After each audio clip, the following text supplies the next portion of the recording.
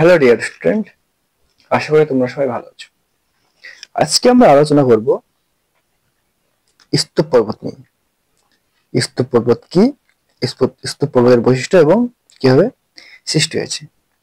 তো দেখো, স্তূপ পর্বত মনে রাখবে মূলত মহীভবক আলোড়নের ফলে সৃষ্টি হয়।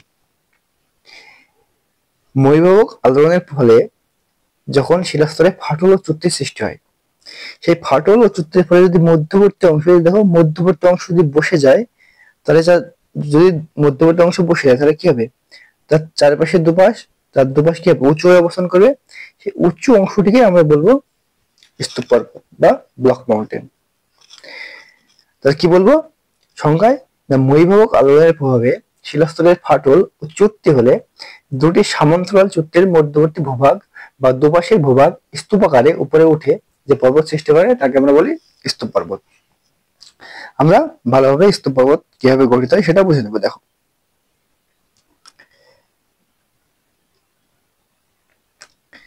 ছবি তোমরা দেখতে পাচ্ছ যে দেখো, মহীভবক আলোড়নের ফলে যদি তোমার মধ্যবর্তী অংশ বসে যায়, তাহলে যে দুপাশ উঁচু অবস্থান করছে,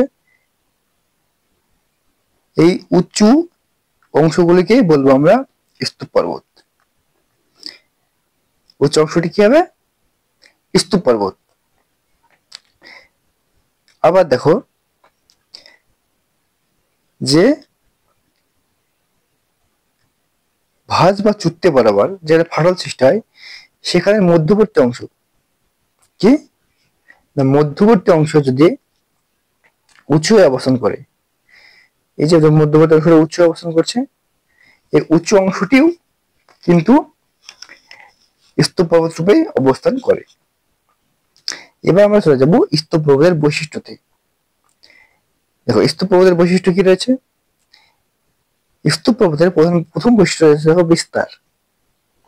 মনে রাখবে যে স্তূপ পর্বত খুব বেশি অঞ্চল জুড়ে কিন্তু বিস্তার লাভ করে না, অর্থাৎ এর বিস্তার কিন্তু খুব বেশি নয়।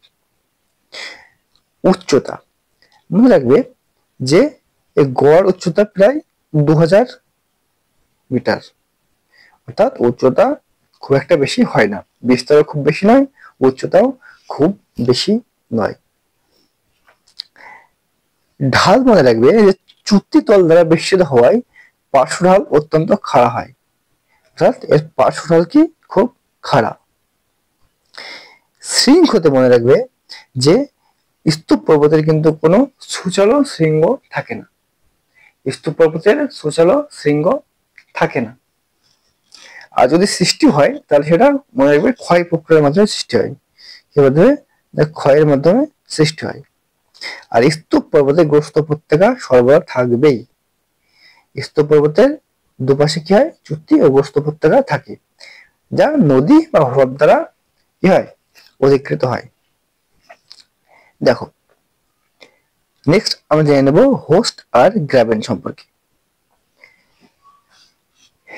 সমান্তরাল চুক্তি বরাবর, দেখো সমান্তরাল চুক্তি বরাবর যে অংশটা উপরের দিকে উত্থিত হয় সেই অংশকে আমরা বলি হোস্ট, অর্থাৎ হোস্ট বা গ্রস্ত মালভূমি।